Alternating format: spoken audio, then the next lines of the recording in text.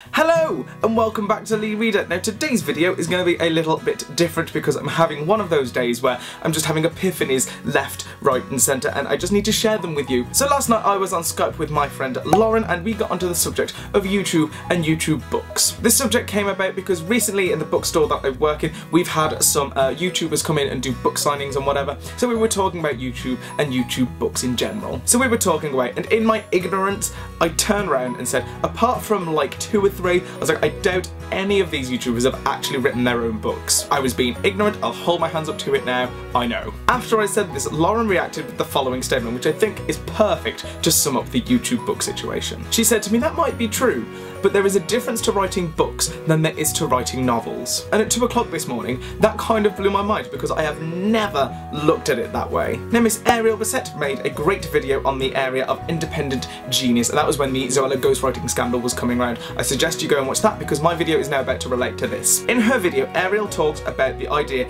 that we have when we think of a person writing a book, which is like a guy or a woman just sitting with a computer or a typewriter, just having like a stroke of genius and just tip-tapping away and the words just flow out and it creates a beautiful story. However, I think this main ideology only applies to novels. Because when you think about it, we're surrounded by books every single day, but not all of them are novels. Whether they are photo albums in your house, a scrapbook that you may have made for your friends, a journal that you kept, these are all books, they're just in different forms. There's a large difference in terms of writing when it comes to something like Pride and Prejudice and The Diary of Anne Frank, because one is a journal and one is a novel, but they are both books. They are both written by people, but they were done in completely different ways. Pride and Prejudice was probably written while Jane Austen was having some creative flows, she was writing down ideas, but it's all a work of fiction. Whereas The Diary of Anne Frank is as it says, it's a diary, it's the journal of a little girl, and she didn't care about how she was writing, she was just writing,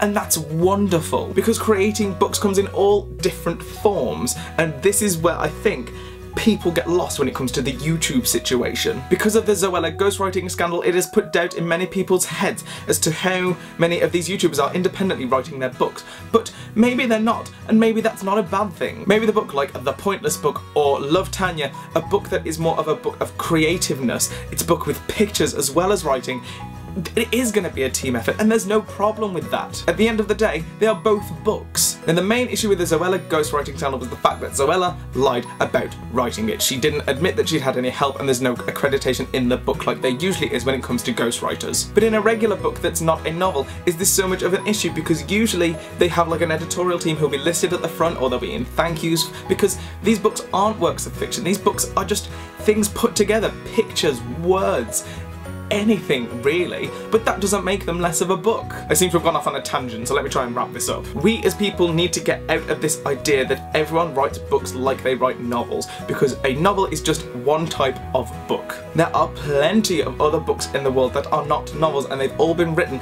in different ways, and we shouldn't give people any less credit for doing it. Whether it's a journal or a life story or a scrapbook, whatever. It doesn't matter, it's still a book, and it still took just as much effort to do that as it maybe did for someone to write a novel. So I hold my hands up, I've been ignorant, but from now on I'm going to change the way I look at a lot of books. Let me know your thoughts down below. Have you ever considered this? Do you do the same thing? Have you put every single person who writes a book in the same vein as someone who writes a novel? Or have you always been open to the idea that books are created in many different ways? Please leave your thoughts down below in the comments, we'll have a bit of a discussion. Please feel free to challenge anything I've said because that's the point of these videos, and let's make this interesting because it's just something that I've never thought about that only occurred to me last night. So that's it for today's video. I hope you're all well, have a lovely week, and I will see you on Monday with a brand new video. Goodbye!